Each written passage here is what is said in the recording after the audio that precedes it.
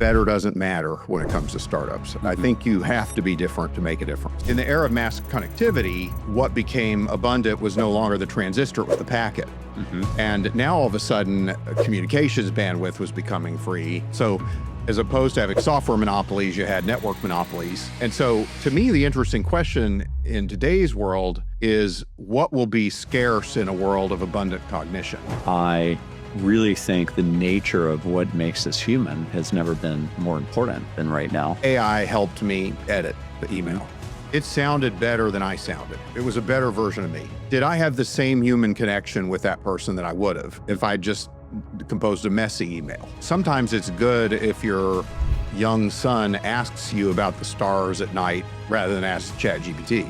We're at the beginning of infinity of our knowledge, and that all knowable things can be known by us. The only problems that can't be solved are those limited by physics.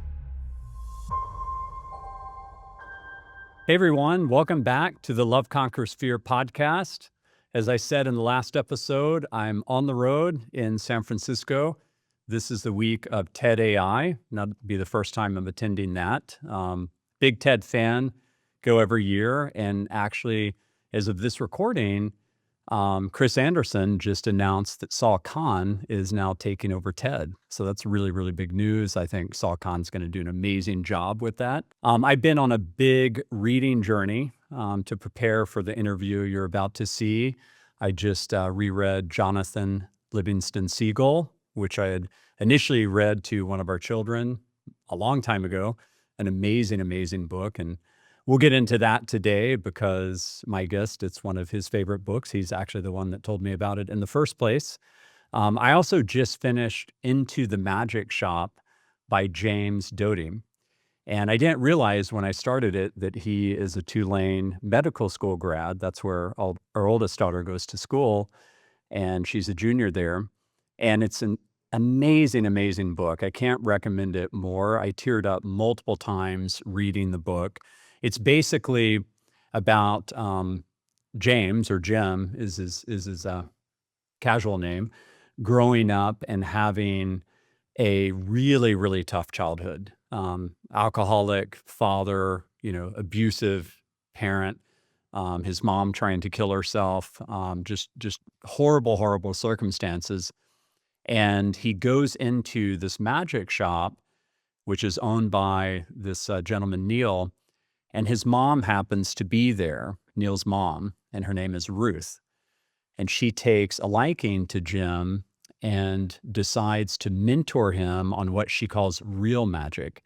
And the real magic that she teaches him is how to gain control over his mind and how to radiate love from his heart and how to manifest and visualize what he wants in his life. And he achieves unbelievable things in his life until he has a really hard crash and realizes the secrets of the heart. And I just can't recommend it enough. Amazing book. I wish he was alive today. After reading it, I immediately looked up how to reach out to him, and I found out that he actually passed away, unfortunately, on July 16th of this year.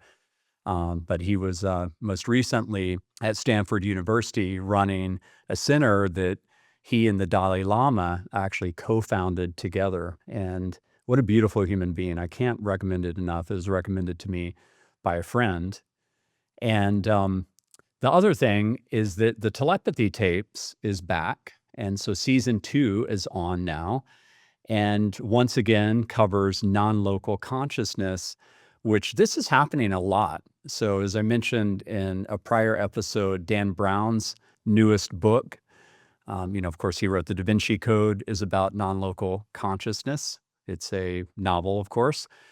And Michael Pollan's new book is coming out in February. It's also about consciousness and the nature of consciousness. And I mentioned on episode 1 that Annika Harris, who is Sam Harris's wife, wrote a book on consciousness called Lights On, and concludes in the final chapter that consciousness is fundamental, which is another way of saying non-local consciousness.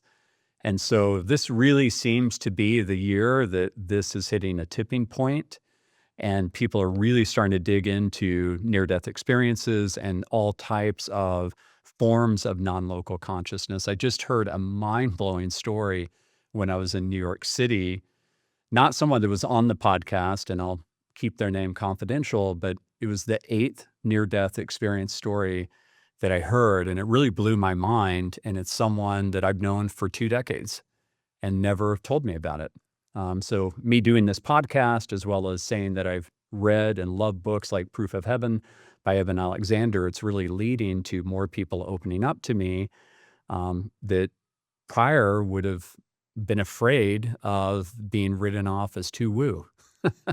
And these are amazing experiences that have happened in their life that they describe as the ultra real, more real than the reality we're in right now. And I personally have not had a near-death experience. I don't wish to have a near-death experience, but you just can't write off the fact that 8 of your friends have had experiences like this that transform their lives. And they describe as one of the most important experiences, maybe the most important experience of their life, to ultimately get them on a much better track and really make them realize the value of life and the value of living life from the heart and radiating as much love and help as possible for our fellow human beings, as well as the animals on this earth. So definitely check those out. I listened to episode 1 of the Telepathy Tape season 2, and I can tell you it does not disappoint. And it actually starts out with Eben Alexander, who wrote Proof of Heaven. And Eben is actually going to be staying at our home in February and is speaking at a few events in Austin. And I'm going to have him on the podcast then. One of my favorite books of all time. And his second book, The Map of Heaven, is just incredible. So I'm very happy to be here with Mike Maples Jr. Thanks for having me. Floodgate. Yeah. Should be fun. Yes. I first of all, just want to thank you for believing in me for a long time. I'll never forget when you reached out to me. It was in the first year of Bazaarvoice, and I think you found out about it through Austin Ventures. Yep. And you reached out to me and said, hey, you might have a thunder lizard on your hands, and wanted to invest. And that was one of the best decisions I made, because you really helped a lot. And one of the most special things that happened at Bazaarvoice is you and Josh Koffelman and Julie, at the time, Allegro, now your wife, Julie Maples, Steve Katz, coming to town and having strategy meetings with me. And some of the biggest ideas for Bazaarvoice came out of that, including the fact that we started to sell to the brands, and the brands and retailers started to generate a network effect for the business. And that was the number one thing people cared about on our IPO roadshow. So just first want to say thank you. Well, hey, it was fun to be along for the ride. I appreciate, just being included. Yeah. Well, it's beautiful office here, and we're here in a beautiful Partly because of you. park. And there's thunder lizards everywhere. Yes, here. indeed. So, I want to talk a bit about pattern breakers to start out. I love this book. And when I wrote a pretty long essay on it. Yeah. Thanks for that, by the way. That was awesome. You bet. I mean, I compared it to, books like Good to Great or The Innovator's Dilemma. I think it's one of the most important books that an entrepreneur can get. And I just want to talk about that to open up. So tell me what a pattern breaker is. I could say it, but it's going to be best coming from you. And how do you spot the inflection point that a pattern breaker is ultimately going to exploit? Yeah. So my view is that there's 2 types of companies. The first type is what most people talk about, which is a better version of what already exists. And I think that better doesn't matter when it comes to startups. Mm-hmm. I think you have to be different to make a difference. So what do I mean by that? If everybody's selling apples, you don't want to be a 10 times better apple. You want to be the world's first banana. Mm-hmm. And you want to talk to only the people who value the advantages of bananas. Yep. And so that to me is why startups exist. The startup capitalist is a different kind of capitalist. Mm-hmm. They don't show up by being better. They show up by changing the subject. And the reason the world needs startups is they need occasionally to have a different subject. Mm-hmm. We need to have a different conversation about the future. Mm-hmm. And so what I realized was that a lot of the best practices for entrepreneurship weren't really oriented towards that. They kind of said, assume you have the idea for what it is, now go execute, get customers, get product market fit. But people didn't ask the question upstream of it, what ideas are pattern breaking in the first place and what ideas are incremental improvements to what already is. Yeah. So that was kind of the book. And then you mentioned inflections. Inflections were basically the weapon that the founder has to wage asymmetric warfare on the present. So business is never a fair fight. The only question is who gets to fight unfair. Right. And in the default, the incumbent's going to fight unfair because they have all the advantages of the incumbency. And so what I realized was that an inflection was something that a startup could use to bend the arc of the present to a radically different future. And rather than show up in the incumbent sandbox, create their entire new sandbox and define how the rules of competition were governed, right, within their own realm. So that was really the kind of the idea with the inflections. And what I used to think was that the entrepreneurs who win are the ones who execute better, who hire better and operate better. And there's some truth to that for sure. But some ideas are just better.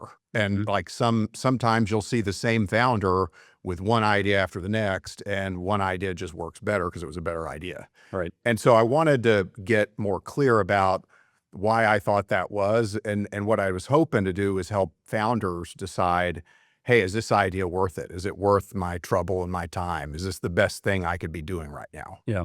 And it's funny because I have a lot of companies that want to pitch you, and I always ask them, have they read Pattern Breakers, and how are they a pattern breaker in the first place? And you give the example in the book, you backed Lyft, and one of the examples is the inflection point of GPS now being embedded in the iPhone so that people could actually do something like summon a stranger to come pick them up. Yeah. And so like a lot of people, I think, listening to this would agree that why now is an important question in startups. But what always bugged me until about 10 years ago is I was like, that's true, but it's a little bit of a tautology. And so I thought, okay, how do you get your mind around why now? And what I started to realize is that the inflection was how. So like, for example, you could have had the idea for ride sharing before the iPhone 4S. It wouldn't have mattered because you couldn't have implemented it. You wouldn't have been able to get riders and drivers to locate each other with an algorithm. But now all of a sudden the iPhone 4S ships and it has that GPS chip in it, and you can locate people with an API call. So now all of a sudden the inventory of human capacities changed. And so what the Lyft founders did, though, was something important.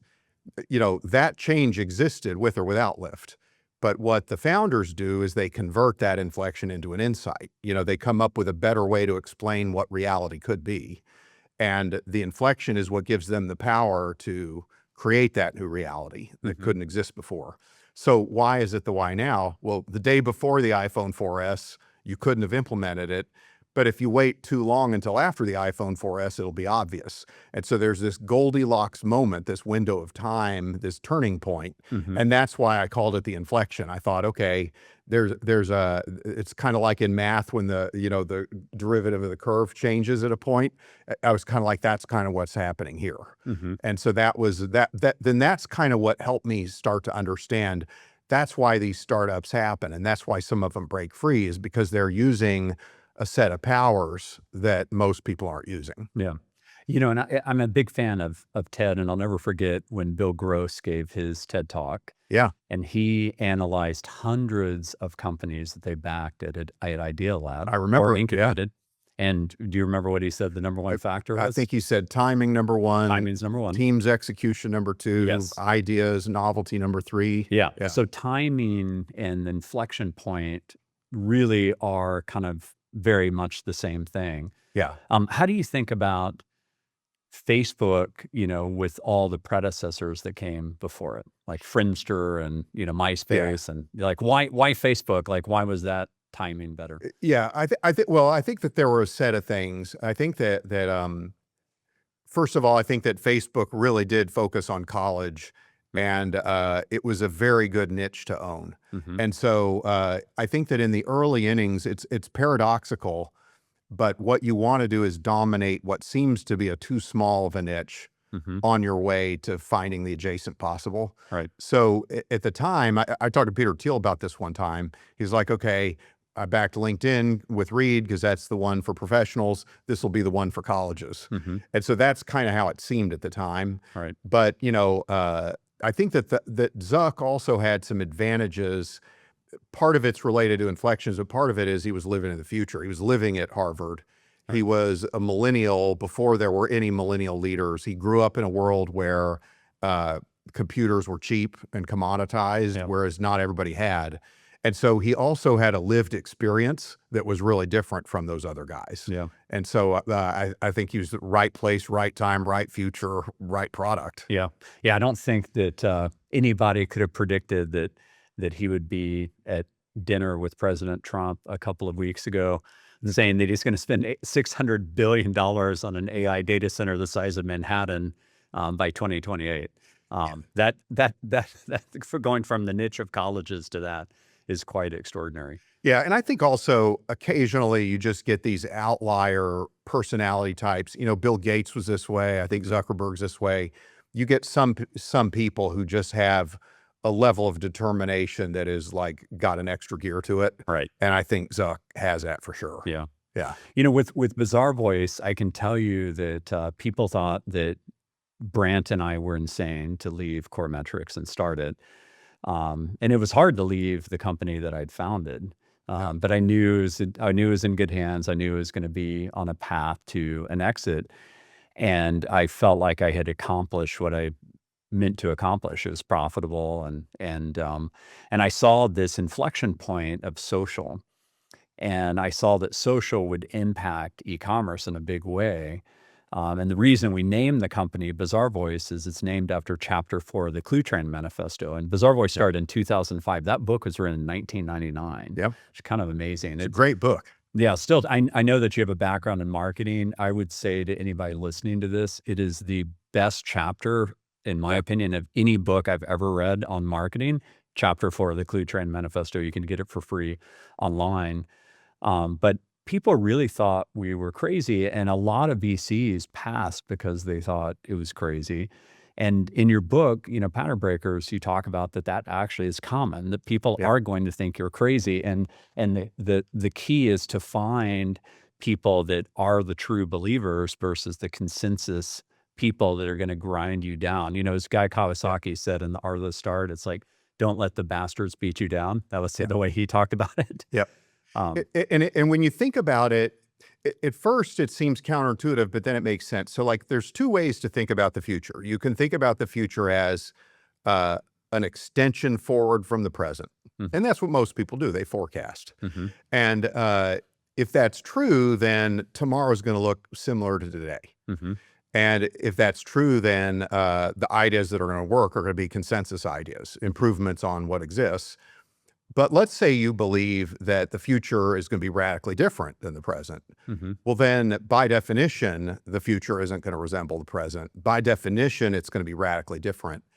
And so most people tend to like how things are. They get comfortable with their current set of beliefs, and they don't like it when you mess with their heads. Mm-hmm. And so if your idea is sufficiently radical to change the future, most people should dislike the idea, right? Like human beings are conditioned to like things. And so if everybody likes your idea, it's too similar to what they know. Mm-hmm. And so the best ideas I've seen polarize people. Right. There's a set of people who say either this is meh or I don't care or this sucks, even they're hostile to it. Right. But there's a subset of people who are just like, I've seen the light. I can't unsee it. Where have you been all my life? This is amazing. Mm-hmm. That's the place you want to be when you're a startup, right? Right. And like you said, you're trying to spend your time only with those people who are prepared to believe what you believe. Right. So I like to say that people don't buy from startups for practical reasons, because most startups go out of business. Mm-hmm. People buy from startups for aesthetic reasons. They buy because they believe what the founder believes. They can't unsee it. They feel called to co-create that different future with the founder. Mm-hmm. And so, the opinions of the people who aren't prepared to believe don't matter, it turns out. Only the opinions of the people who are prepared to believe matter, Right. because they're going to lead you to the promised land. They're going to help you figure out what's missing in the future. Whereas everybody else is going to try to bend you back to the present. They're going to try to get you to think conventional thoughts about the unconventional. Right. Yeah. And, I didn't know you back in the Coremetrics days, but I can tell you a lot of people passed on that too, because I was espousing a term that didn't exist. I didn't have any terminology to relate to it, but with Coremetrics, it was one of the first software as a service companies. And when I was pitching, I was trying to get VCs to understand something that they could relate it to. I was like, this like mainframes and dumb terminals, or clients and servers, that I can update the software anytime I want. I can wrap services around it to make sure the customer is successful. We'll constantly be able to learn from the customer network. So we'll be, some of the smartest guys in the room in terms of seeing what patterns work as they roll out different campaigns and try different merchandising promotions, et cetera. But I can tell you a lot of people were buying it, and they were like, wait, hold on, you're not shipping a CD, and, isn't that higher margin, and aren't the services costs going to eat you alive? And Yeah. And it was actually when I saw Benioff present. He was presenting at Stanford. I'm not a Stanford grad, but I was there attending his presentation. There were only 80 people, and he was talking about the end of software. And I picked up a lot of my language from him, because he was very non-consensus at the time. Like a lot of people, like including Larry Ellison, thought he was an idiot back then. Yeah, it's interesting. So Benioff illustrates this perfectly. I like to say, when you're a founder, you have a choice. You can use comparison language or pattern breaking language. So comparison language was application service providers, right? Remember, people talked about ASPs or when software. That term came along, I was so happy at Coremetrics. I was like, finally I have something to get a shorthand to it. But what Benioff got so right was, Benioff says, you know what? I'm just going to refuse the premise of how people think about software. So he says, he has a slogan that says no software. And he compares the cloud with on-prem. And so he didn't say we're like enterprise hosted software, right? He was saying, look, the old way of doing enterprise software is intellectually bankrupt. He just like refused the very premise of it. And so I like to say to a founder, you want to have language that can't be compared to what exists before, because otherwise you're just not different enough. So who got this right recently? Figma. So like Dylan could have said, we're like Sketch, but in a browser. But what he realized was that the power was to say, you know what, everybody thinks that design is a solo act. You create the design and hand it to developers. I think design should be multiplayer. And so he creates, this demo where there's a canvas and then 5 cursors show up at once. And you just instantly saw what his heretical new belief was. But it's more than about just the product. It's about, how do you describe it, and do you introduce new language? And it's riskier because it's easier to explain something relative to what somebody knows, but you're also making a subconscious choice to compete within the framework of the rules that incumbent's already set. And so the risk is worth it when you look at the rewards of defining a new category and being the only instead of being the best. And Benioff really did this well. He did. His languaging was superb. What Benioff understands is that language is like code for the human mind. And so just like software executes on a computer, if I say to you a certain word, your mind is going to very quickly judge that word. It's either going to say it's similar to what I've heard before, in which case it's going to put you in a container that it already has and compare you with what's in the container, or it's going to say, never heard that word. I'm going to suspend disbelief for a second and consider whether I'm willing to buy into that premise or not. Most people won't, but the people who are prepared to believe what you believe are more likely to say, that person just put voice to my inner knowing. That person just said something I kind of knew in my bones, but they just described it in a way that hits different. Those are my kind of peeps. Yeah, totally. And one of the companies which I really charted the rise of during the Bazaarvoice years was Netflix. And one of the books that was really foundational, you read lots of books at the beginning of Bazaarvoice, was Fred Reichheld's book, The Ultimate Question. And that's the book where he invented the Net Promoter Score, which a lot of people use. Yep. But one of the concepts in that book was the concept of bad profits. And you may remember when Netflix launched, they had one marketing slogan and they only needed one. Do you remember what it was? No, I don't. The end of late fees. Okay. And it Yeah. brought back all those bad profit emotions of like suffering at Blockbuster. And I literally had to do the walk of shame, because when Deborah and I got married, I had $1,000. She had $2,000. So if I actually held on to that damn DVD, to the point where I had to pay like $40 to return this thing, that was their slogan. It was just the end of late fees. And they ran away with the market. And it was the demise of Blockbuster. But I charted the rise in a 4-part series on the Bazaarvoice blog. Well, and the other thing they got right is they announced the end of something that Blockbuster couldn't announce the end of. That's right. So it was Because they were dependent on that. Yeah, it was counterposition to their business, right? So like if Blockbuster had reacted by getting rid of late fees too, they're on a going out of business strategy. Right, Probably their whole margin came from that stuff. That's right. That's right. And eventually they did have to do that. And you're right. Eventually they were in business. Their whole margin. I think there's there's actually a documentary. I haven't seen it. I think it's called The Last Blockbuster, and it was somewhere in Alaska, which I think the whole state has like 600,000 people. By the way, beautiful, beautiful place. I don't know if you've been there, but an unbelievable vacation. The trains in Alaska are just amazing. Yeah. So this also intersects with a mutual friend, and this is someone who you kindly introduced me to, Christopher Lochhead. And one of the foundational books for us at Data.World, which ServiceNow bought on 7/7, was Play Bigger. And it's all about category creation. Yep. But really, I almost think those are Play Bigger and Pattern Breakers are like companion books in my mind. Yeah. Yeah. Christopher and I are very simpatico, right? And so Lochhead has the best handle on what it means to create a new category of anybody I've known. Oh, it's amazing. It's fantastic, right? And so Lochhead has a way of describing it very similar. You want to force a choice and not a comparison. And you do that by, it kind of goes back to what we were just talking about with the human mind. The human mind has a bunch of containers in it because the world is complicated. Like every day you drive up the road, you see logos from companies, you're just bombarded by stuff to consider. And so the human mind, in order to make sense of a complex, noisy world, creates patterns.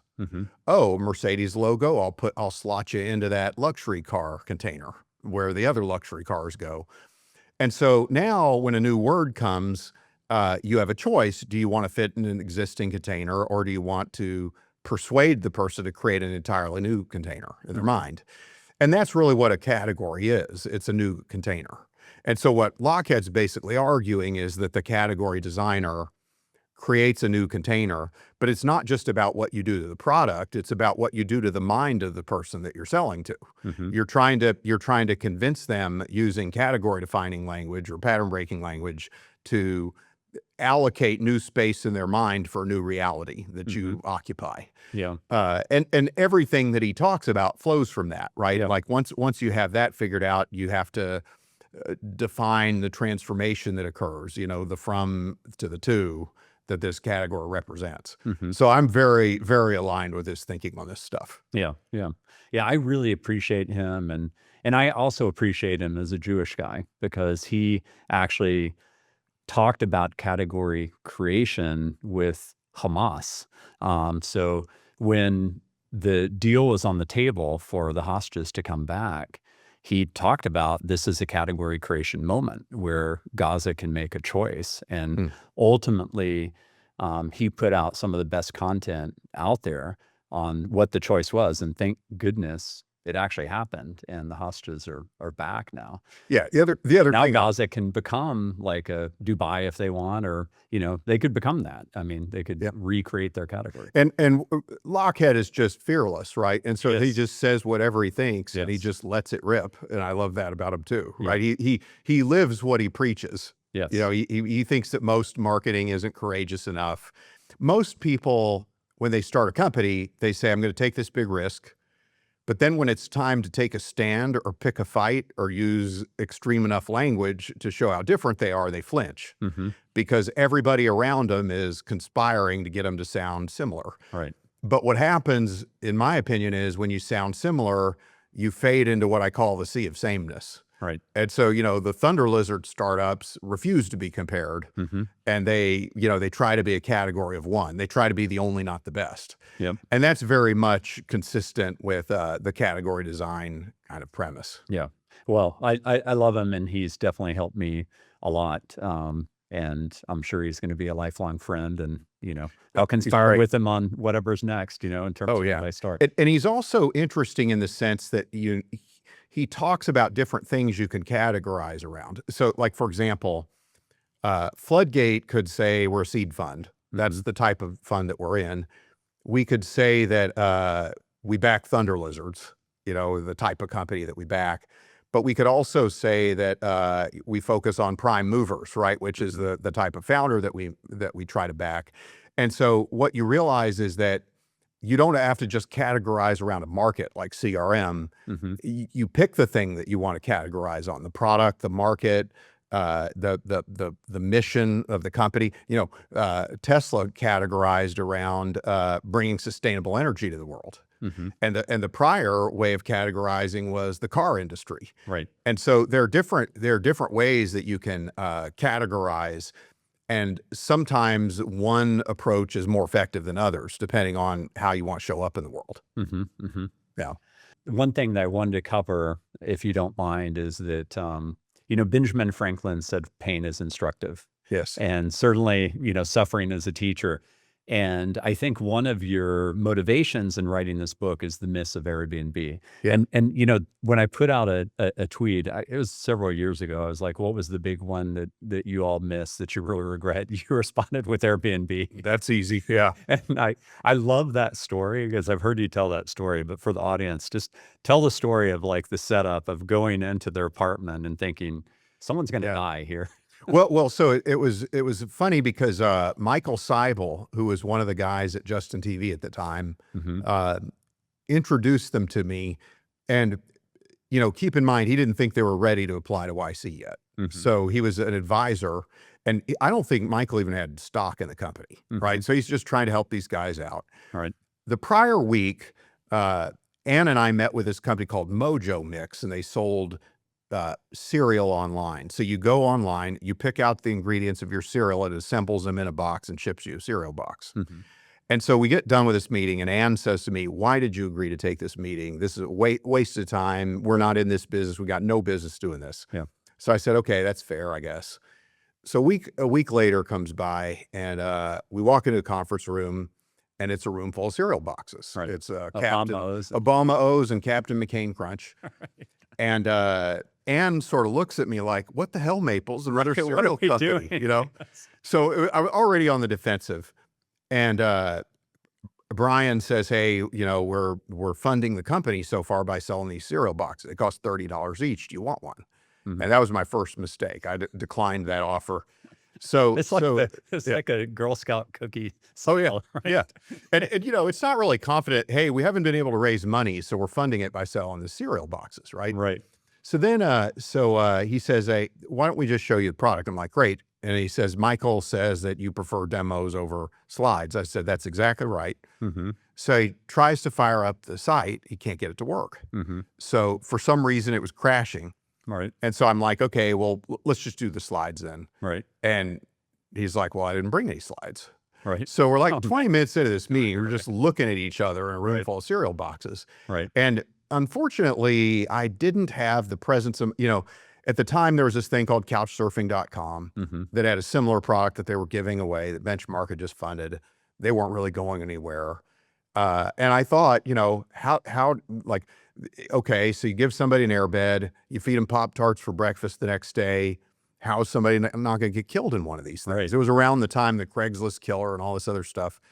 And so I just didn't see it. I didn't realize that part of the story. Yeah. So literally, that's also grafted in your mind because that's just happened. So I just didn't see it. And I didn't, the meeting was so discombobulated that I didn't understand that his real insight was around trust, and that and I should have known this even like with what became Bazaarvoice, right? Like I should have known that that people online and networks could be a substitute for the trust that is normally accorded to a brand, like a hotel operation. But also, I mean, basically, it was just a WordPress site on steroids. It was like really early. I mean, it was even before Facebook Connect came out, which had a big impact on their success. All right. But I just didn't see it. And, as one thing led to another, it became this gigantic business. But I committed myself for the next several years to understand, okay, what did I miss on that one? Right. Not to let myself off the hook for just being unlucky, but to say, okay, there was something I needed to understand that I didn't understand. Right. Yeah. And that is something that makes you unique, because a lot of people, when they have a painful miss like that, they don't want to revisit it. They would just rather pretend like it didn't happen, instead of dissect it and like find out like, what did I miss? And that led eventually to this book. Yeah. And I mean, fortunately, when Lyft says, hey, we're going to let people share a ride in a stranger's car, and they're like, okay, Right. I'll take that bait. I'll take a walk on that wild side. Right. And so, we were much more, our minds were much more prepared to receive the insight that time. Yeah. And if only the meeting had been set up a little different, or it was just, you never know if the circumstances had been different, might we have seen it? Hard to say, Hard to say. One of the misses for me, I'll never forget, I was sitting around a table and I was making the case that Bitcoin was total bullshit. I was saying like, there's no way that governments are going to let this grow. It's not backed by a taxable base, et cetera. And people were encouraging me, just put, I think it was like at $10 or something a Bitcoin. They were just like, just put something in it. Yeah. Like, just trust me on this one. And I missed it, but I did rectify that. I was one of the first investors alongside Josh Bear in Multicoin. Actually, thanks to Josh. Nicely done. It's my best ever fund investment. But everybody remembers the ones they missed. And I think what you shared is Airbnb would have been 7,000 times your money or something. Like that hurts. There's been a few. I mean, you've done just fine, Mike. We've had some good ones. If we'd said no to Twitter and Twitch and Lyft and Okta and some of these, I'd be apoplectic. But I don't know if you'd be in business, actually. I wouldn't be in business. Yeah. But like what I learned, a lot of what matters in my business is, if you see a lot of the really good ones, you're always in the game. Right. They're always crazy, right? This is what people don't get, right? Like the ones that are worth funding are like capitalist mutations, and they look wild, and they make you uncomfortable in some way most of the time, and so you're gonna get a bunch of them wrong. Right. What matters is the magnitude of how right you are on the occasion that you're right. Right. And so that's the thing that I've just kind of come to learn in a very humbling, painful way over time. And part of that, I mean, it is, you've got to have grit to have luck. But one of the things I always remind people is there are lots of people in America that have grit. There's people who are working multiple manual labor jobs, but you do also have to have luck. And the luck, when that lines up and you hit one where it literally just knocks the ball out of the park. Yeah. I mean, it's not dumb luck, but I can tell you that Deborah and I are investors in 149 startups now. We've been doing it for 15 years, and 12 of them have become unicorns, and we were in the seed round. But I could not at all tell you which ones would be unicorns when you invested. If you'd known, you would have only done 12. That's right. Yeah, of course. Yeah. And of course, quite a few of them went out of business too. Yeah. And it's interesting because the thing that you realize is that you need to be paid for the risk you took. And so there are a lot of companies that I look at that I'm like, I can see that this will succeed, but I have to have a chance of making at least 100 times more money if it succeeds. Because otherwise I can't justify the risk. Right. And so I need to eliminate a set of opportunities that, as impressive as they might be on the surface, don't meet my risk profile. but I'm not focused on the probability of success. I'm focused on the expected value of success. And so like I would take a 10% chance at 100x all day long. Mm-hmm. But what I've learned is that most people wouldn't. Most Right. people wouldn't take any upside for a 10% chance. Mm-hmm. And so, but if I do that, I'm really buying an underpriced future. I'm buying an underpriced, very risky future. All right. And so like I look at it like I'm basically making a bunch of 10% chance at 100%, 100 times my money kinds of bets. Right. And you know, that if I can be good at that, I can still be pretty good. And, you know, venture capital is a very personal type of investing. And the reason why is because you know these founders from the beginning. Yeah. And so you really can see someone go from almost no wealth, maybe no wealth at all, to becoming, you know, a pretty legendary entrepreneur. And that to me is the biggest high of all. It's pretty fun. And it's interesting. Not long ago, you know, I was talking to David Deutsch, who's this famous physicist who wrote The Beginning of Infinity.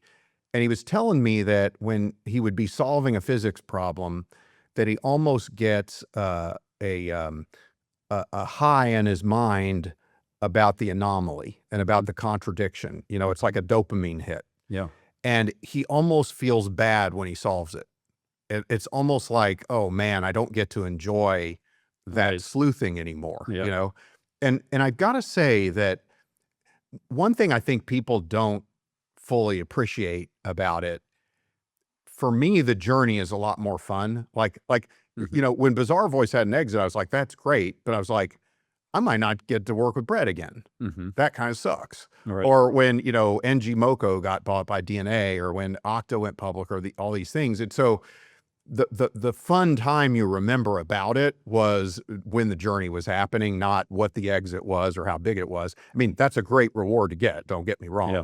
But it's the, are we going to pull this off phase of Yeah. things that's the fun part for me. Yeah, I totally agree. And in the first book I wrote, Entrepreneur's Essentials, there's a chapter, I think it's like chapter 15 or so, but it basically is on, it's all about the journey. So take a lot of photos along the way. And the most Yeah. popular presentation of all at Bazaarvoice were all the photos from us being a tiny company to Yeah. the big milestones, and just taking the time as a founder to document that. You know, the most popular channel at Data.World was the History channel on Slack, Hmm. because we had literally the text that I shot my co-founders on, hey, do you want to brainstorm? I'm ready to get back Yeah. in the arena and all that. And just seeing that journey play out, it really is. I mean, that is what life is all about. Yeah. And you realize that, so deciding what problems to work on is not just a question of, do I think it's going to be a big outcome if it works, but am I going to enjoy the time that I spent working on the problem? Right. Exactly. And I think that that's even the more important part of it, right? Is like, because everybody I know who's had one of these really big outcomes really enjoyed the journey of working on the problem. Mhm. Even though it wasn't necessarily a great job to have. You know, being a founder is a really hard job, as you know, right? But they were, it's funny, like you talked about how you started Bazaarvoice when you were at Coremetrics. Mhm. I imagine there was a part of you that didn't feel like it was a choice. It's like you become called and drawn to some new problem. 100%. And it's like, you're going to find a way to work on that problem, and you're going to reverse engineer the justification of why you're going to work on it. But it's like, 100%. I'm doing this, Oh, right? And so It's a must do. yeah, It's a must it's do. like, okay, I can pretend that I'm making an objective decision and weighing the pros and the cons. But my guess is you kind of knew already, right? You just Right. needed permission in your own mind to do it. Yes. Yeah. No, that's a great way to say it. You do need, especially if you're a founder at your own startup, you do need to give yourself permission. And that actually is pretty hard, because it is a bit like a marriage. I mean, Yeah. or a baby, really. I mean, Yeah. I don't want to infantile it, but it is. It's like you're giving birth to Yeah. something, and you know, you're ultimately the parent trying to help it grow.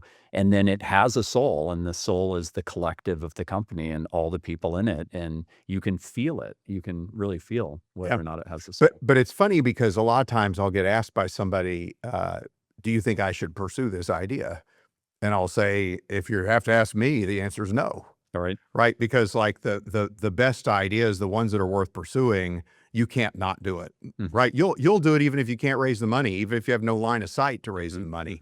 Right? Those are the problems worth chasing, right? Right. Because those are the ones that you care enough about to overcome all the impossible obstacles that you'll face. Yep. Yeah. For sure. Yeah. So let's shift for a second and talk about this inflection point of inflection points, in my opinion, the AI inflection point. Yeah. Technology tends to be combinatorial. Like sometimes there are truly novel breakthroughs, but everything tends to build on itself. And this moment, it caught me a little bit off guard. Like when I first used ChatGPT, Brian, my co-founder and CTO at Data World, had early access to OpenAI's APIs. So he was using very early versions of this. But November 30th, 2022, I'll never forget logging in, being one of the first users of ChatGPT. And I knew that everything changed at that moment. Yeah. And as of this recording, we're just over 1,000 days since it launched. And just to mark this moment in time, because I like to look at this moment compared to historical moments, when President Trump announced on January 21st of this year, 2025, the Stargate project alongside Mayosu Son, Sam Altman, and Larry Ellison. It was $500 billion of funding.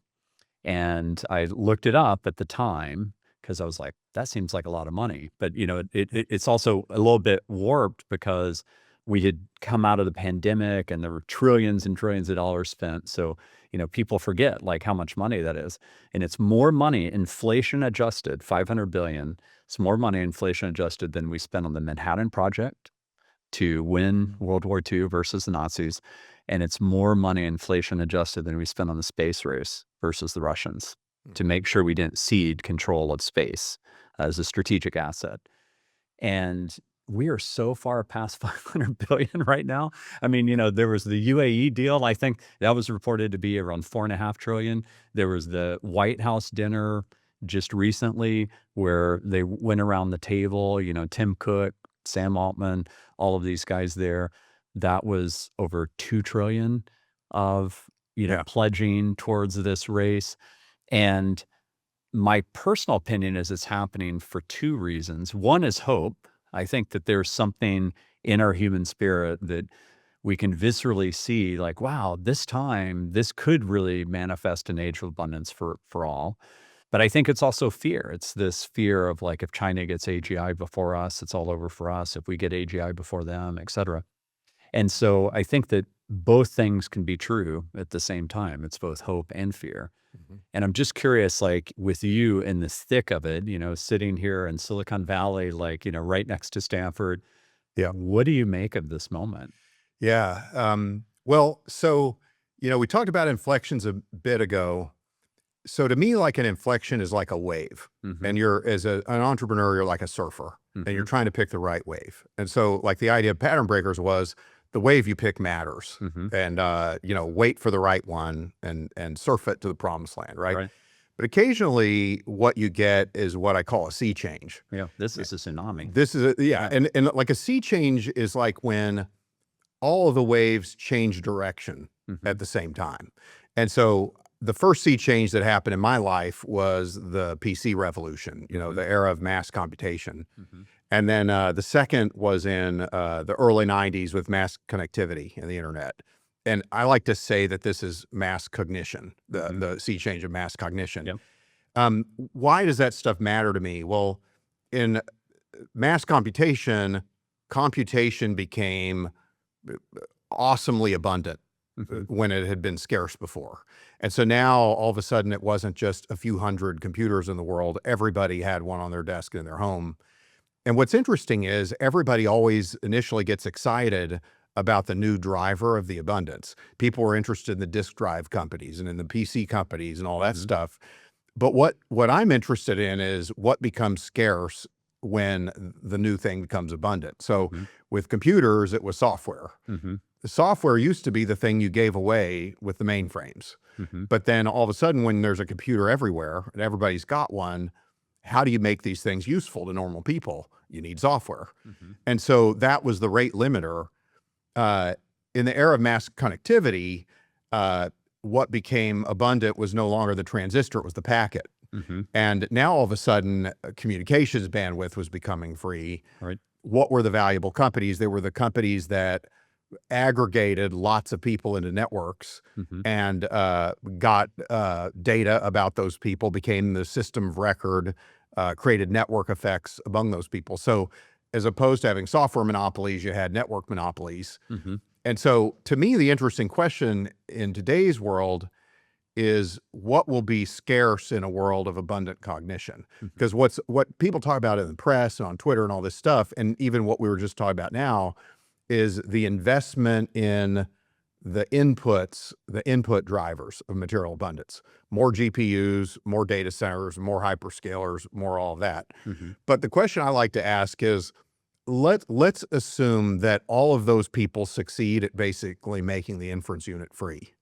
What will become newly scarce in that world? That's not so obvious to me, right? And so that's what I'm really most interested in right now. Is what becomes rare in a world where cognition becomes abundant, when intelligence itself becomes approaching free. Right. Well, what's your current thesis on that, man? Hard to say. I mean, most of what we've done so far has been related to highly multidisciplinary ideas. So invested a few years ago in a company called Applied Intuition that makes software to simulate autonomous vehicle miles and to help all the big car companies become software defined. And so if you're Porsche or General Motors or one of these big car companies, you look at a Tesla and it's just fundamentally different architecture for a car. It's basically a computer with wheels and GPUs and AI and sensors. And that's not what an ICE vehicle is, right? An ICE vehicle is a bajillion supply chain partners coming together, mostly about marketing and brand. And, so they have to redefine what their product is. And the Applied Intuition guys have a bunch of people from Waymo and Tesla and Zoox and all these good companies. And so they can look across the table from somebody like a Porsche or somebody like a GM or one of these big companies and ask for hundreds of millions of dollars. Because they alone can help take that company to the promised land. So most of my investing in AI so far has been that type of company where they have some type of an enterprise value proposition that you can't get by just being a wrapper on top of these models, where you have to have a mix of AI knowledge and industry knowledge. Like Kasser, Eunice, and Peter, the co-founders, had spent their childhoods in Detroit. And, Kasser went to General Motors Institute and worked at GM. And so those two guys were made in Detroit before they went to Silicon Valley and hung out at Google and Waymo. So I've been liking ideas like that, but the broader question is kind of more of a human question in some ways. Like in a world where, people Descartes, right, said, "I think, therefore I am." Okay, that was kind of a statement about what it means to be human. But what happens if thinking is abundant and plentiful and ubiquitous and it flows like electricity? What does it mean even to be uniquely human? And what are the things that we need to be careful not to lose? Because, people talk about AGI and it taking over the world, but like that may be worrying about the wrong apocalypse. The apocalypse might be what happens if we lose who we are along the way, right? Yeah. I mean, it actually is one of the reasons I'm doing this podcast. And writing the book, which is called Love Conquers Fear, Humanity, AI, and the Age of Abundance for All, is that I really think the nature of what makes us human has never been more important than right now. Like, are we just biological machines and there's nothing special about us at all and everything can be replicated by machines, and therefore we're going to have robots that are every bit as sentient as you and I are right now, that have the self-awareness we do, et cetera. And I don't believe that. I think that there is something divine about us. Yeah, and there's simple questions. Like the other day, I hit send on an email where the AI helped me edit the email. And it sounded better than I sounded. It was a better version of me. It was a better answer to the question I got. But I got to thinking, in what ways is that not so great? Like, so did I have the same human connection with that person that I would have if I just composed a messy email? Right. Probably not, right? And so you start to say, okay, part of what makes us human is our human connections. Right. And is AI in some cases going to make those human connections something that you think are sort of optional and tactical and avoidable? And I'm not sure that's always a good thing. Sometimes it is, but sometimes it's good if your young son asks you about the stars at night rather than ask ChatGPT about it, right? There's like aspects of going outside and looking at the stars together that matter. And so I think that there's a lot of subtlety to it as well. I wish David Foster Wallace was still alive, who wrote this book called Infinite Jest, because he talked about a lot of the things that technology and the culture allowed you to do was to spend your time on easy things to do that weren't good for you ultimately. Right. And so, that weighs heavy on my mind these days. Yeah. Yeah. One of my theses, and I'm starting to see a lot of companies like this, is that the neat thing about AI, the big opportunity, I think, is you get to remake a lot of old industries. And I'm starting to see pitches in everything from remaking the lumber mill to retrofitting the railways. All of these things that literally have been left behind, and some of these revitalizing entire communities. One of the most inspirational pitches I saw recently is this guy, serial entrepreneur, this guy Tim Noonan, and he's retrofitting the rail lines that are made out of timber with recycled plastic. And 80% of his workforce are ex-prisoners. And he's giving them a second chance on life. He says that people are rushing out of big companies like Tesla, SpaceX, et cetera, to work for him. Like literally people that are already pretty wealthy. They're like, I don't even care how much money I make. I just want to be a part of this movement. And really do something that matters for American infrastructure, that really revitalizes these communities. And I'm seeing a lot of things like that, and that actually gives me hope. I mean, those aren't things I think that will be easily replicated either. Like there's some real stickiness there in terms of focusing on a vertical that, frankly, a lot of people have forgotten about. Yeah. So one of the things that I've been interested in, and if there's any entrepreneurs out there doing this, I'd be really curious. You get these situations where something unpredictable happens that radically alters the dynamic. So like, for example, the great financial crisis would have been an example, or COVID pandemic. And most people, when I talk to them about them wanting to forecast something, they think about it as predicting the future. But what I've come to realize is that, well, I don't believe you can predict the future. What I think you can do is have a better handle on the present. And so the way to prevent the great financial crisis would have been to look at some assumptions you had about loans that were in a loan portfolio and realize that you knew things that weren't so. You knew things about their risk that just weren't true. And I find that to be, like, when you think about most major discontinuous events, it's really a function of us believing things in the present that aren't true. Having hidden assumptions about the way that reality works that are a bad explanation of reality. And so I think that AI could be really good at that, because AI could say, I'm just going to have these agents that run all the time, and they're going to go through all your systems, and they're going to go through all your systems of record and all your books and everything else. And they're going to surface assumptions that you're making about what's true and allow you to either verify or falsify those assumptions. And they're going to use not human emotion or mimetic instinct, but they're just going to use, algorithmic analysis, dispassionate. Mhm. And so, there are times when our humanity gets in our way. And I think that Right. sometimes assuming things are going to be true that aren't so is one of those times. Whereas the AI has the ability to be potentially much more detached from, needing to be right about that or needing to go with what the assumption is. Mhm. So I like the idea of not predicting the future, but avoiding undesirable futures Mhm. by eliminating bad current assumptions. And then the probability distribution of future outcomes is better because you don't pursue paths that could lead to those bad places. Right. If you stop making bad loans, then the impact of the great financial crisis is a lot less extreme. And so then the range of available outcomes gets much better. So like the way I like to have a better future is to avoid avoidable mistakes in the present Right. and then lean into what's left. Mhm. Mhm. And so I think AI could be great for that. So like people talk about systems of record, what I'm talking about here is a system of intelligence.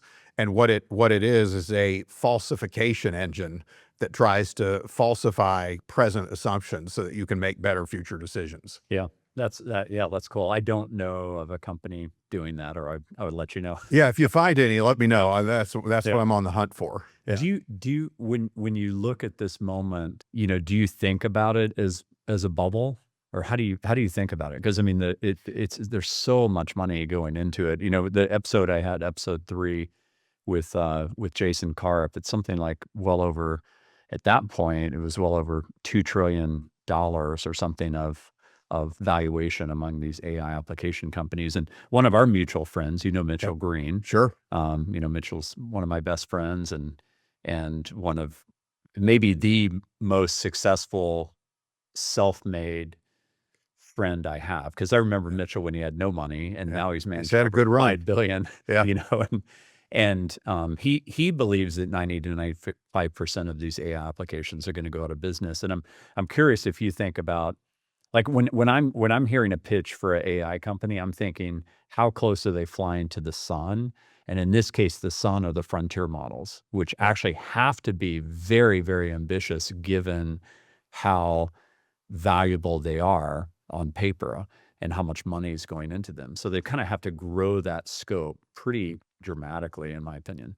Yeah, it's interesting because like both things can be true at the same time. Mhm. So like in the dot-com era, it was a bubble, Mhm. NASDAQ 5000. Right. And you could have even bought Amazon and you would have lost 95% of your money before you made 500 times your money. Mhm. Now, having said that, you still wouldn't have wanted to buy Amazon when you lost 95%. Mhm. And so I think everything that people thought that the internet would bring about happened, Mhm. but you could still get crushed Yep. in the early innings of it. And so my only way out of that dilemma is to look at these companies one at a time.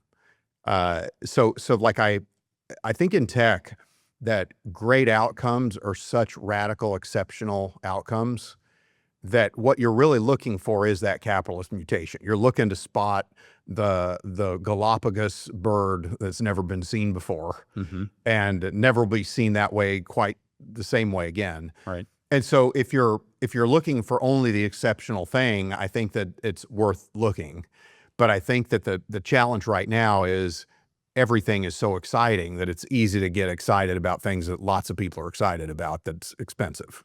Well, it's a weird time because, as you know, there's the have and have nots right now. So there's the AI panache companies, and then there's everybody else. Yeah. And so the AI panache companies, that's where a lot of the funding, the vast majority, I mean, it's probably like 90% or so. Yeah, an insane towards amount. that. Yeah. And most of that's going to the frontier models in terms of by dollar volume. Yeah. Yeah. So it's, but I got to say that when people talk about the trillions of GPU build out dollars, does that sound a lot like wiring up the country for fiber optic cables? Mhm. Yep. Yep. It rhymes. Yeah. But broadband was real. Hmm. And so, Global Crossing went out of business, but broadband was real. Yeah. Yeah. Yeah. Well, I personally am really bullish on it. And that's why I think we are going to enter this age of abundance for all.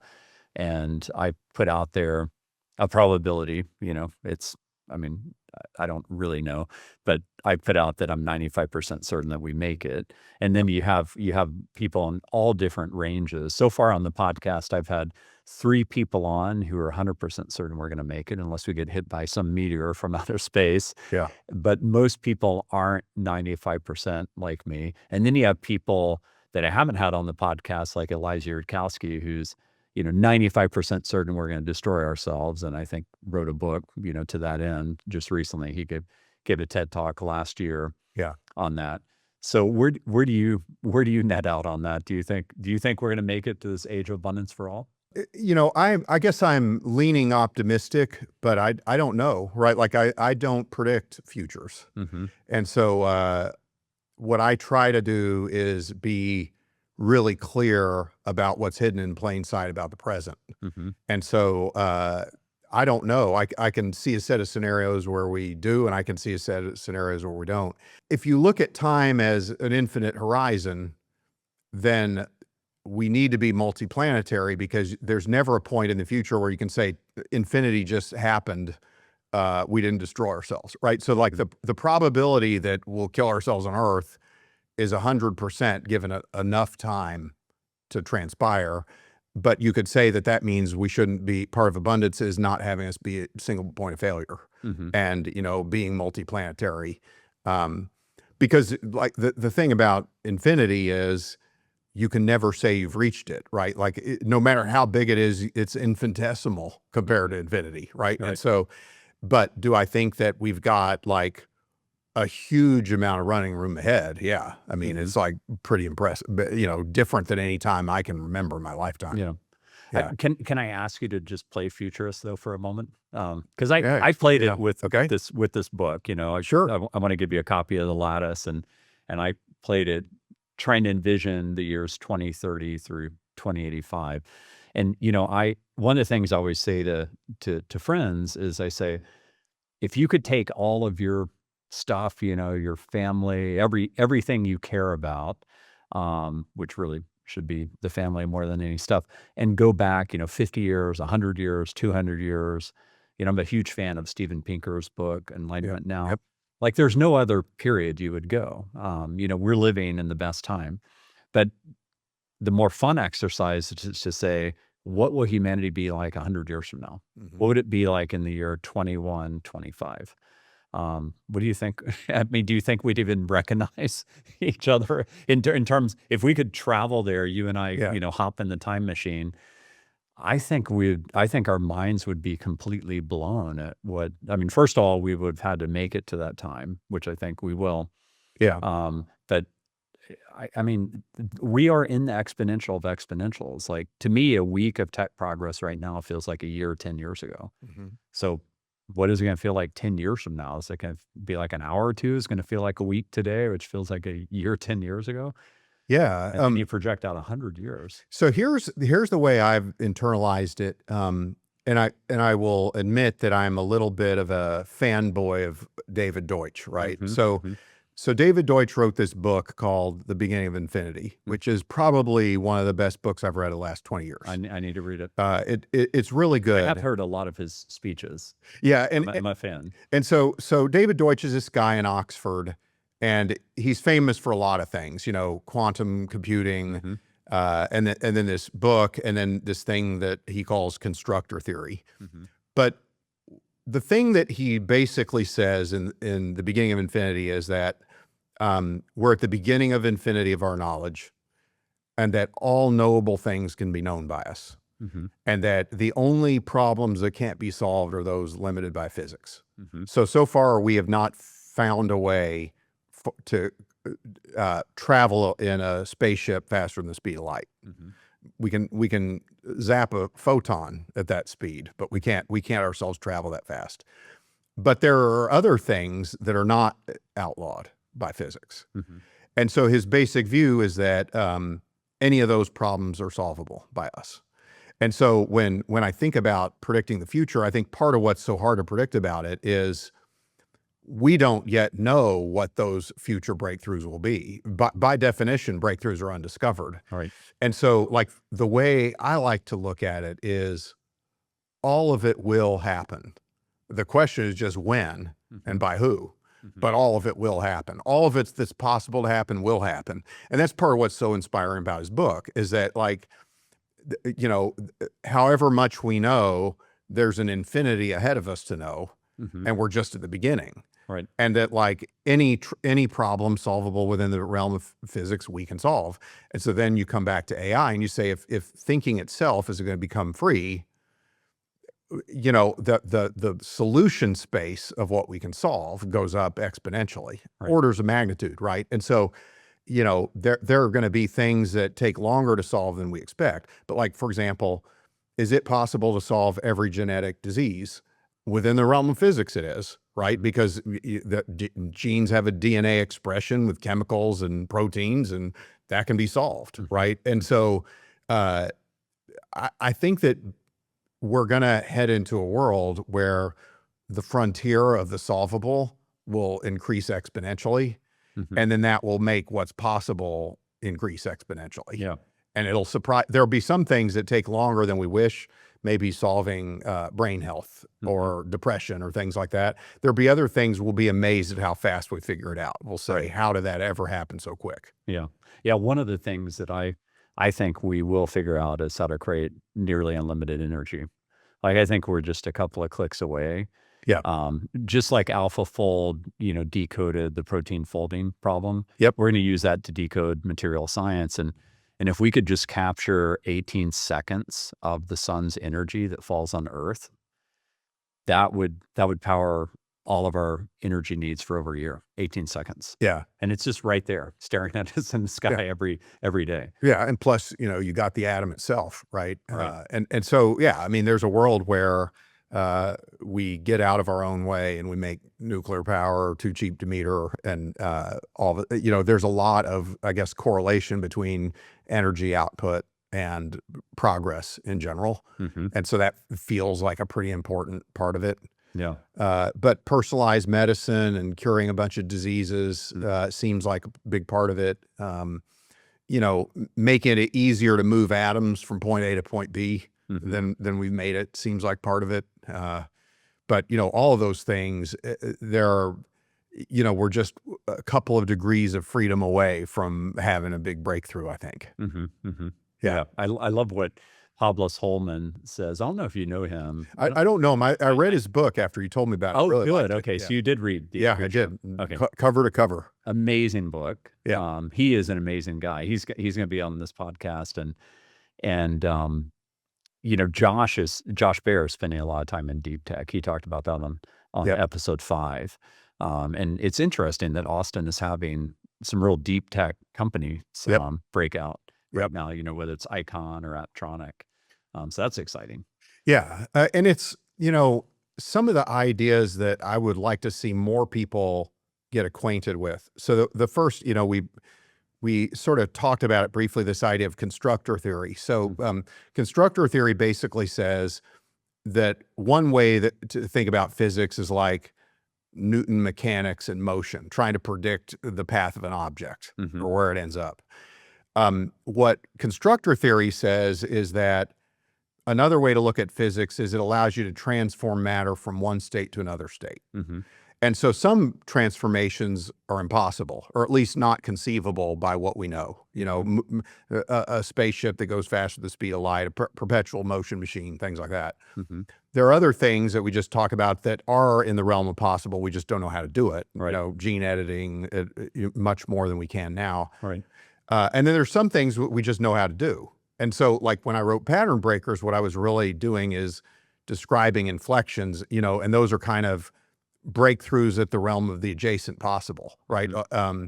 But like, what I like about constructor theory is it basically says there is a way to understand what problems are solvable. And what you try to do is you try to create a constructor that converts matter from one state to your desired state. But that any problem that can be expressed that way with a possible transformation can be solved. And so I like that way of thinking about things a lot, because that theory of how the world works can be applied not just to physics, but economics, startups, a bunch of things. The other thing I like is the ideas of Karl Popper. So Karl Popper used to say, science is never settled. You can never say Newton mechanics is right. You can never say Einstein is right. All you can say is it's the best explanation we have now. Mm-hmm. And so why is that important? Well, a theory is not a statement about absolute truth with a capital T. Mm-hmm. It's a better explanation than any other that we've ever had before. It explains reality better. Right. And what Popper would say is, therefore, rather than say I have the capital T truth, express an explanation in a way that it can be falsified. Mm-hmm. And so, like, if your idea can't be falsified, it's not a real idea. Mm-hmm. And so, like, that idea of falsification combined with Deutsch's constructor theory, I think, is a really interesting way of thinking about abundance, because it defines the solution space of where abundance can happen, and it also defines the ways of framing reality as better explanations for how that abundance can come about. Right. Right. Yeah. I love that. I want to talk about spirituality, and specifically this book you recommended to me, Jonathan Livingston Seagull, which I read a long time ago to our youngest, and it didn't hit me at that moment as a spiritual read, because I wasn't yet there, and now I'm there, and it hits me very differently. It's a really beautiful book. And, speaking of a spiritual experience I had, your dad's funeral was a very spiritual experience for me. Like I teared up a lot there. I really felt like I could feel his presence there. And he was a real mensch. He definitely did everything he could to help me too. And that was just the way he was with it, with a lot of people. And I'm just curious, like, from a spiritual perspective, like, what do you think is the nature of this reality that we're in? I mean, David Deutsch has lots of theories. He definitely spends a lot of time talking about the Everett many worlds theory, which is all about quantum branching and, all the infinite levels of probability. But what is your theory of this reality? Yeah. So I think that lately I've been spending a lot of time thinking about Christianity, and I don't mean Christianity as opposed to Judaism or anything else for that matter. I tried to think about what aspects of it do I fundamentally believe in, other than just believing the dogma, right? And so, and I think it's an important question, because you can look at Jesus through two lenses, right? As a religious figure or as a philosopher king. And I think that the Western world underappreciates the contributions he had to our philosophical grounding. So, like, for example, Jesus was the person that caused humanity to assume as a given that people had fundamental human rights and that everybody had rights. That wasn't true, right, in pagan religions before, when you had sacrifice and things like that. Jesus believed in unconditional love. He believed in forward arc of progress, not just cyclical, the world just repeats itself. Right. He believed in the value for its own sake of common work. And, kind of the whole term, the Judeo-Christian work ethic, right, came from. So, like, it's interesting. You almost can't think about the Western world without thinking about his contributions to our thinking, right? Like, it's like the Western world is undefined without it. And part of, I think, what's missing today is people, because they have lost their connection to that, they don't appreciate the importance of those ideas and where they came from. Right. So that's the first thought. The second, and by the way, everything I've said so far, you don't have to believe in God to say is important. You don't have to believe it in a literal sense. In fact, you could say, whether you believe it in a literal sense or not, you're better off acting as if you do, because the philosophical underpinnings would cause you to do the same set of things. Where do I think sort of God comes in? One way to think about infinity is it's something that can't be reached, because you can never say you got there. You could be 1 to the billion zeros, more abundant than we are now, and you're still infinitesimal compared to infinity, right? So one way I like to think of infinity is just because we can't reach it doesn't mean we shouldn't try to always get better. Right. And so to me, godliness is the continued pursuit of always going down the path to infinity, always knowing that there's more knowable things, always knowing that we can be better and that we should try, that's the way we honor the gift of our time. Right. And so to me, God is like the limit of it does reach infinity. And then the question is just, do you believe that that limit exists somewhere, is somewhere that we don't know about or not? If you believe that it exists, then anything that's infinite magnitude like that would have to be all-seeing, all-knowing, because infinity is everything, right? It's like every single scenario, people have a hard time grasping the idea of infinity, but when you really think about it, it's like every possible outcome happens all at the same time, because there is no single thing that you can describe that's not included in it, right? And so I'm like, if you go down that road of thinking, then you start to say there probably is a God, right? The other thing that I think is interesting, and I haven't quite gotten there yet, but I've been rereading Rene Girard's books. Okay. Yeah. And so Rene Girard started as kind of an agnostic and thought that the Christianity was important philosophically, but he wasn't like religious with a capital R. All right. But he came to believe in his later years, he came to believe all of it over time. And his reasoning was that once you realize the depth of what it all means, you can't not believe. So I don't know. I'm not sure, but I can't rule it out. All right. You know, and part of the problem that we have in the West today is you're not allowed to ask those kind of questions. You ask those kind of questions, people think you're some religious crazy person. And like, to me, it's more of a question of what are the real limits, and what do we say doesn't have to exist as a limit. And I think that's changing. Thank goodness. I think it's changing. I actually, I mean, I was walking in a Starbucks in Austin just recently, and several people that work for Josh Bear were like, "Hey, Brett, it's good to see you." And I'm like, "What are you guys doing?" The four of them are sitting around. They're all doing Bible study. And you actually see, you're starting to see a decline in the youngest generation using social media. And we do have a loneliness and depression epidemic in the time that we're supposedly all very connected. And there has been a fall of the church. A lot of churches have been turned into hotels. But I think that there is a spiritual resurgence going on. And I actually think it coincides with AI, because the nature of what makes us most human has never been actually more important than now. It's getting people to really think about, like, well, wait, is there anything special about us all? Let me read something from, I took this passage out of Jonathan Livingston Seagull.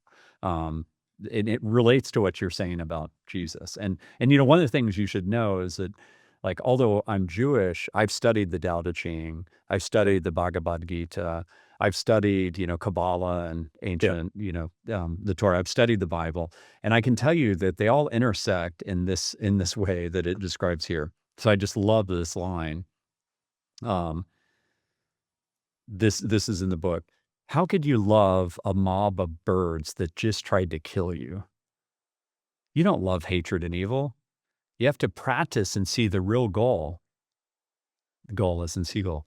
The good in every one of them, and to help them see it in themselves. It's fun when you get the knack of it. And the thing I love about that is that it's about, the mantra of Christianity is the kingdom of God is found within. As Jews, like, our mantra, kind of using that colloquially, is tikkun olam, like, let's create a better world. Let's repair the world.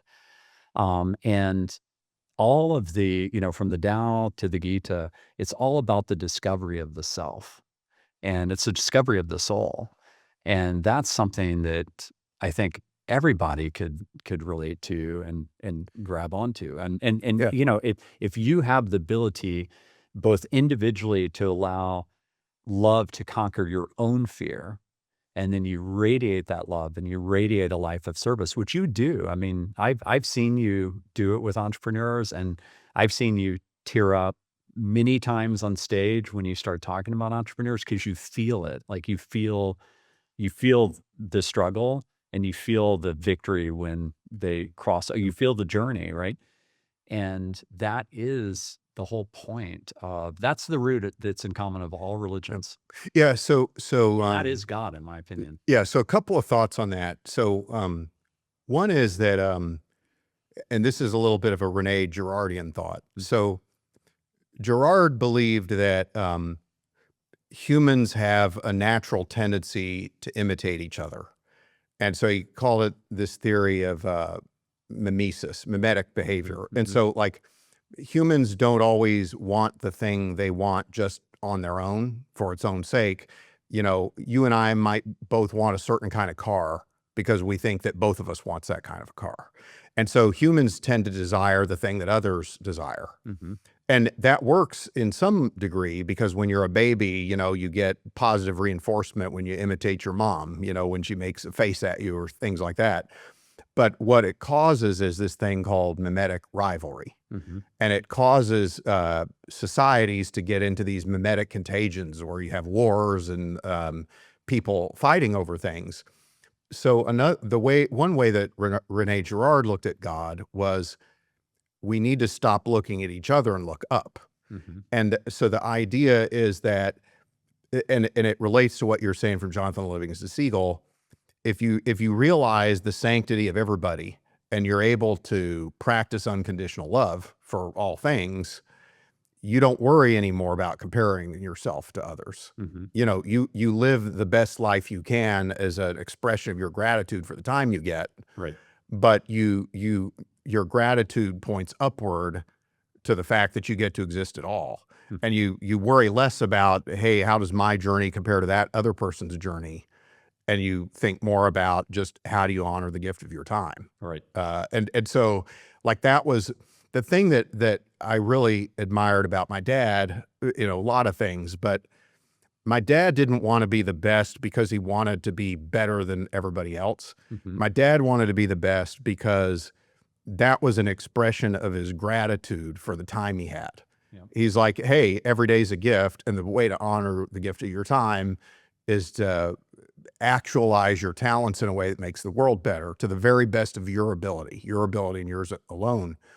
So for him, doing your best wasn't about beating the other guy. Yeah, he got into the spirit of competition, but for him, doing your best was about expressing gratitude. Right.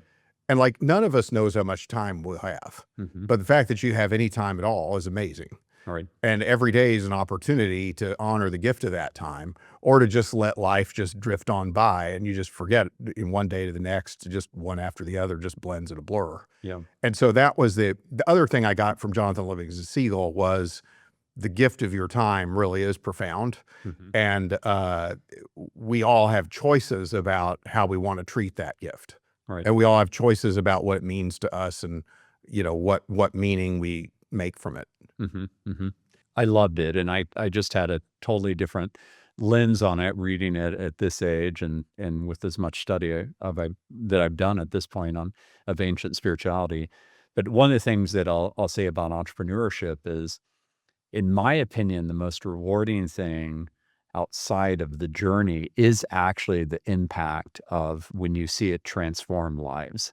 And the fact that there have now been over 70 companies started by former Bazaarvoice people is amazing. But the other thing is, it's an inner journey. Like, there are things as an entrepreneur that you don't know that you're capable of.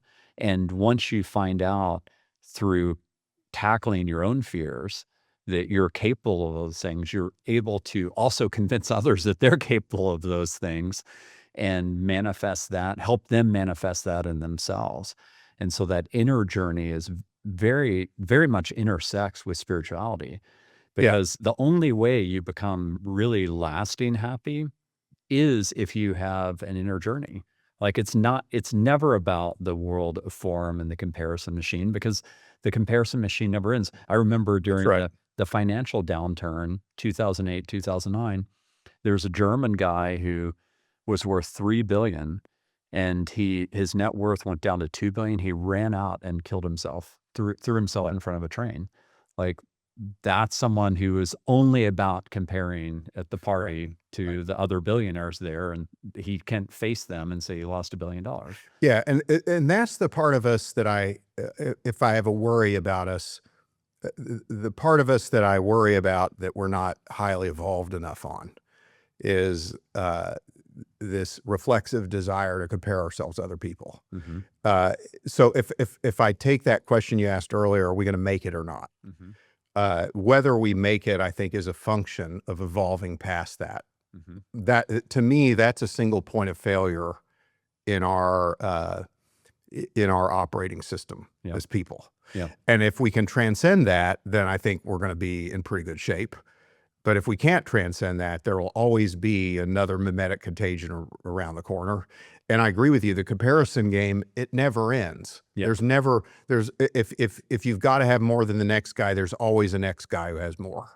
There's always somebody who's got something more than you've got, and you'll just never be happy. Whereas if you say every day's a gift, all you can be is your best, then every day you're happy no matter what, as long as you live true, as long as you kept that bargain with yourself, and so I hope that we could get past some of the mimetic contagion issues. But to me, that's kind of one of the hinge factors for us. Well, I agree, but I think that the way to get past that is to explore spirituality, because if you stay locked, I mean, this is the whole point of Gary Zukav's book, The Seed of the Soul, which Oprah Winfrey says is the most transformational book she ever read in her whole life. She wrote the 25th anniversary preface to it. And his whole point was, if we remain 5 sensory humans, thinking that there's nothing but the world of form, then that takes you pretty quickly in a place of, I'm going to get all I can get, and you only live once, the solo YOLO, et cetera, versus a perspective of, my goal here on earth is to radiate as much love and impact and connection with other people, and to ultimately allow ourselves to bring out the best in each other. And that's why I think that this period of time is so important in terms of, that's why I'm doing this with Love Conquers Fear. Like, I'm trying to put some light out there to help us make it. Yeah. And I guess the way I might internalize it, I think I agree, is that,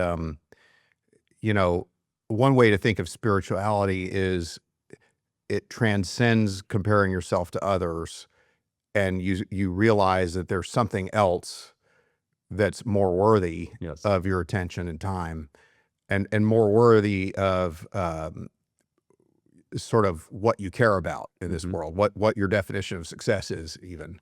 And the more you can avoid comparing yourselves to others, and the more you can lean into comparing yourself to the best standard you can possibly conceive of, the closer you get to that. It rounds off to, you end up becoming spiritual, because you say, that you're pursuing a higher purpose that can only be, considered through the lens of, approaching spirituality. Well, spoiler alert, but I can spoil it because it's my own book.